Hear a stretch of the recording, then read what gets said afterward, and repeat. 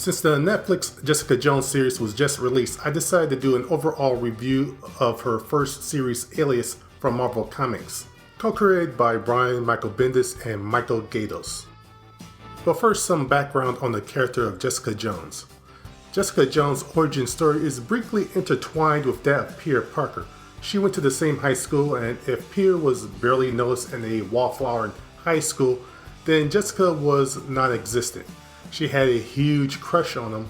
Well, one day while her family were driving to Disney World, they get into a car accident with a army payload that was carrying radioactive gas. Her family dies, but she's put in coma for 6 months. When she wakes up, after a while, she realizes on her first day back to school that she has superpowers. Sometime later, she becomes a superhero, and it isn't until the last storyline of the series where we find out why she quit being a superhero and how did she become the person that she is today. The characters. Well, a ton of characters, both original and already existing, appear throughout the series, but the main focus is on Jessica. She's pretty engaging as a protagonist. She's incredibly flawed to the point of being broken. At times funny, strong, and incredibly vulnerable. She can go from talking smack to someone, cracking a joke, getting drunk, punching someone through a wall, or having sloppy sex with multiple people all in the same issue. Also, it's obvious pretty early on that she wants to form a connection with people in the outside world, but doesn't know how to do it or doesn't have the guts to do it the right way because of her past experiences. By the end of the series, however, she does experience a good amount of growth as a character and is willing to accept the consequences of her earlier actions. As far as everyone else, well, we see cameos of multiple Marvel characters like J. Jonah Jameson, the Daily Bugle, Captain America, the Avengers, the Purple Man, Jean Grey, Carol Danvers, S.H.I.E.L.D., Jessica Drew, Scott Lang, Luke Cage. Bendis is able to nail their characterizations perfectly in such a short amount of time. It was nice to see Carol having a normal friendship, especially with a woman at this point, and was very believable. Jessica's off and on relationships with Scott Lang and Luke Cage are also nicely realized too.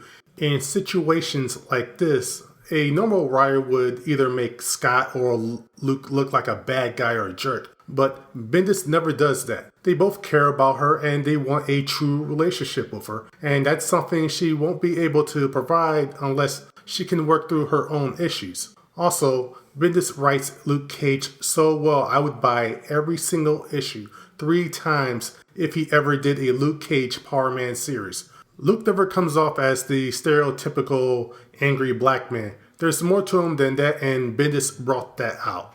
Now let's take a look at the writing. The writing is the best thing about the series. Brian Michael Bendis' 2 main strengths are setting up a story and the dialogue. He's able to nail the personalities and quirks of the supporting players and the various Marvel heroes that cameo throughout the story. His weakness is giving multiple characters the same voice, but that's not that prevalent here as is with his later works. I also enjoyed the way he sprinkles in mystery and humor throughout the story.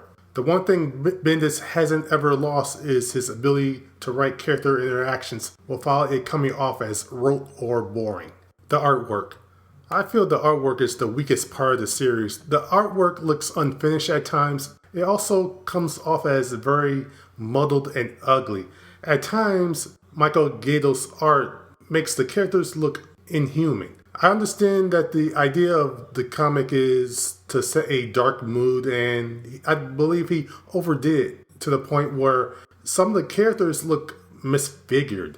I don't think that was the original intention, however. That being said, the color is probably the best thing about the artwork. Michael Gaydos did the inking, but Matt Hollingsworth was the colorist, and while I didn't like the illustrations that much, I did feel that Hollingsworth's watercolors fit the art and the tone of the series. While Gaydos illustrates most of the issues, he doesn't do all of them. Thankfully, other artists pop up from time to time to break it up. Mark Bagley illustrates the scenes of Jessica when she was a superhero. Also, David Mack does the covers. Issue 10 has painted art, and the front of the issue says that, as well as the credits say, that Michael Gaydos did the art. This is the type of artwork that I'd like to see in the issue on a consistent basis. It does make me question, did someone, say maybe Brian Michael Bendis or Marvel, force Gaydos to do a style that resembles Brian Michael Bendis' own from his independent work? If so, I have a problem with that. A writer or a company shouldn't dictate the style of the artist. But I could be wrong, and we'll never find out the real reason why, I guess. Before I get into the pros and cons of this series, first let me do a brief summation of each major storyline of the series. The first collection is just simply titled Alias. The first 5 issues cover Jessica jumping to the world of politics, election, and uncovering Captain America's secret identity, back when that mattered. Issue 6 to 9 is a missing persons case with someone she shares a name with who may or may not be who they appear to be.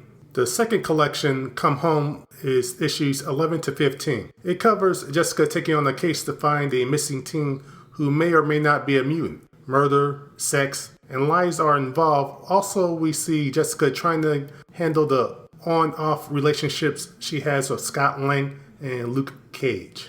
The third collection is called The Underneath, and it has issues 10 and 16 through 21. This collection shows Jessica's first meeting with J. Jonah Jameson. Issues 16 through 21 focuses on her second interaction with Jameson when a frazzled and possibly drugged up Mae Franklin, aka the Spider-Woman, suddenly bursts into Jessica's apartment and then jumps out of a window. The fourth and final collection is called The Secret Origin of Jessica Jones, and it's issues 22 through 28. This collection focuses on how Jessica became the person she is today. The first 2 issues focus on her early high school days, while issues 24 through 28 focus on her relationship with the Purple Man. It appears he has been busy since he last saw her. She has to gather up her strength in order to put a close on this part of her life. Also, there is a possible Deus Ex Machina at the end of the conflict. The series ends with Jessica confronting both Scott and Luke. While one relationship ends, another begins. After Alias ended, Jessica wound up popping up again in another series called The Pulse about a couple months later. This was the continuing ventures of her. While I believe this was supposed to be more of an ensemble, it's obvious that Jessica is the main character. She's now working at The Pulse, a weekly section of the Daily Bugle that reports only on superheroes, or to quote J. Jonah Jameson, everything from the big stories to the social stuff. So she's basically a private investigator for the Daily Bugle, but to keep an eye on superhero activity. Mark Bagley drew the first 5 issues, which were okay. Brett Anderson did issues 6 and 7, which were good. Michael Lark did issues 8 and 10, which were good too. Unfortunately, Michael Gaydos did the rest of the issues 11 to 14. And now the pros and cons. Well, admittedly, there are probably going to be more cons than pros. One of Brian Michael Bendis' weaknesses is writing an action book. There isn't a lot of action scenes in Alias, and it seemed that he was still trying to get his footing on working on a monthly title when he was working on this one. There are quick bursts of action, but it didn't flow all that well. It is interesting because a year prior he started working on Ultimate Spider-Man. But maybe the issue is with Alias, he's writing a comic that exists in the Marvel Universe but isn't fully in the Marvel Universe. It's more grounded in reality. As I said before, he's great at writing dialogue, but sometimes also, at times, it feels he lets certain scenes go on way too long than they should be.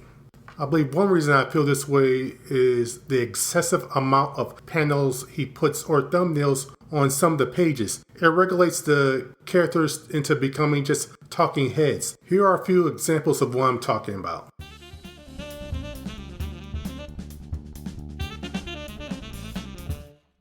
Art-wise, the excessive amount of shadows is a problem. Margaitos probably made this choice because this story is supposed to be a modern film noir. With the muted color scheme and the dark shading, they run together and make the characters and the environment look inhuman. And maybe that's the point, but whenever Gaydos illustrates the book, I get this feeling more often than I think was intended. I also question if this pairing was a true partnership. I haven't read anything else by Mark Gaydos, so I don't know if he uses this style all the time, but I have read some of Brian Michael Bendis' independent work, and the page layout and artistic choices look the same as when he drew Torso. I get the feeling he thumbnailed everything for Gaydos to do and didn't leave him with any artistic freedom. On a more positive note, the covers are amazing to look at and they were illustrated by David Mack. I wish he was the one that drew the series. He may have been too busy working on Daredevil at the time, however. I do, however, recommend the series.